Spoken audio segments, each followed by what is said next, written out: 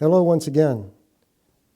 We're doing Aquarian Gospel, our Sunday school class, and we're in Egypt. Mary and Elizabeth are in Egypt, and this is the end of their third year, and they're being taught by master teachers, Salome and Elihu. And so this is the last day. And so Salome is the first to share with them, and this is what she says. Behold the sun, it manifests the power of God who speaks to us through sun and moon and stars.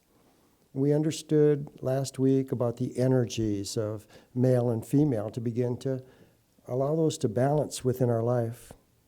So God speaks to us through sun and moon and stars, through mountain, hill and vale, through flower and plant and tree.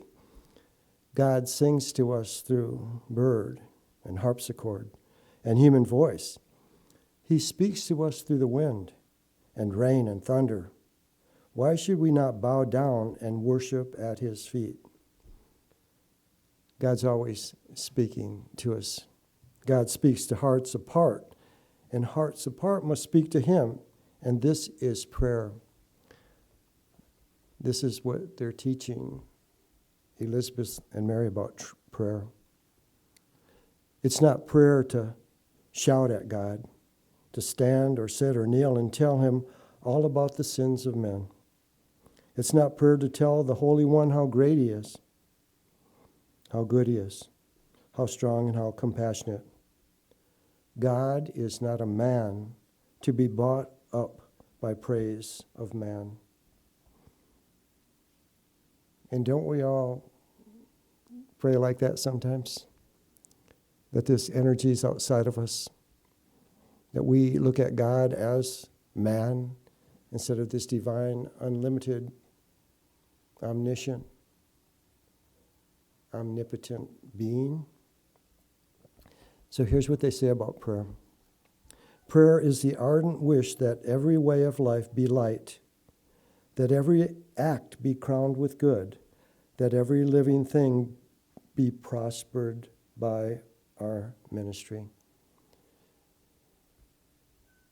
And that's a new perspective on prayer.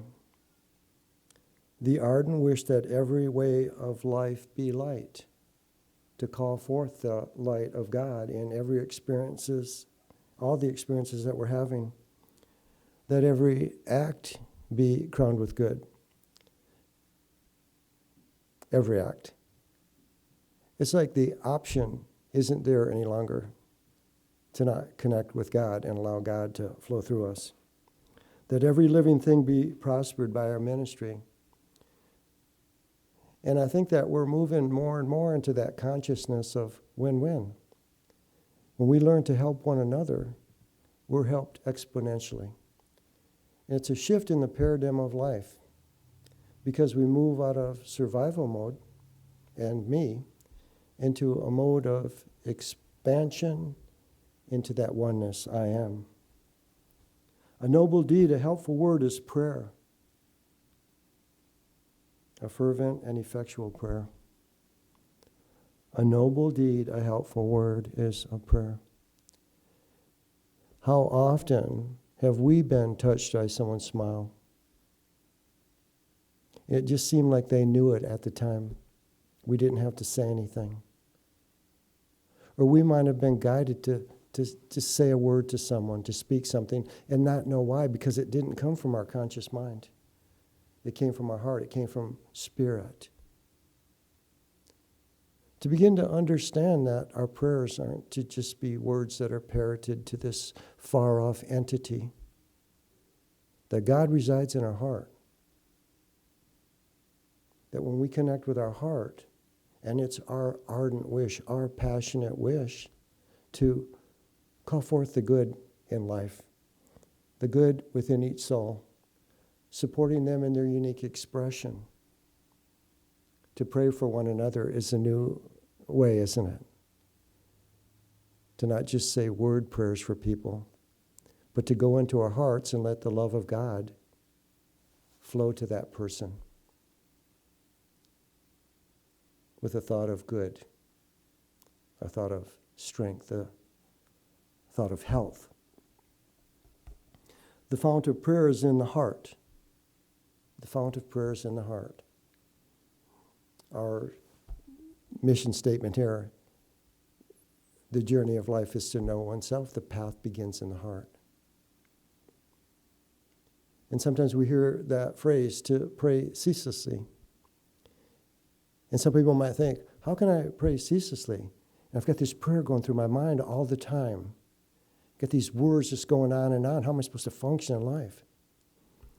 To pray ceaselessly is to be able to go into our heart and just consciously be aware of that presence within our heart. That's true prayer. Because God is good. We connect with that good. It just flows naturally. To pray ceaselessly, to just be aware that we have a heart and we can go there, and that's where the Christ resides. That's where love resides.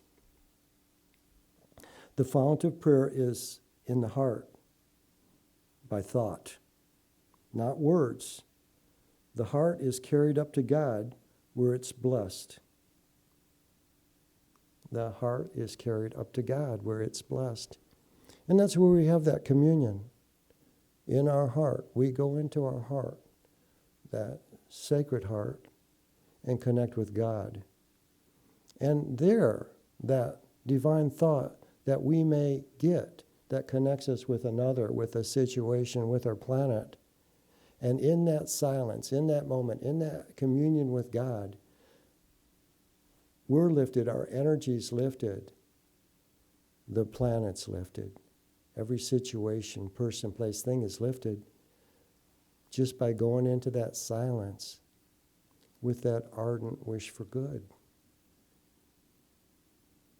Prayer, when we begin to understand the true meaning of prayer, and maybe the true way to pray, we can really see and effect change in our life and in the world. So as we go forth this week, maybe we could remember that little phrase to pray for one another. Pray for one another. And then remember that prayer is the ardent wish for good to happen here. To think of someone and allow that heart energy in alignment with God to go to them for their highest and best good. So this is their last day. Elihu and Salome say, we have nothing more to say. They've taught the moms. The moms are going to teach John and Jesus and give them that foundation to the heart. And through their life, through their walk, and they tell them about all the trials and travels they're going to go through. But you know what? They know that these two mothers are going to be the most fabulous teachers that these two young men could have. And they just bless them and send them home. And so we say, yea, God, to Elihu, Salome, Mary, and Elizabeth. Thank you, thank you, thank you. And so it is.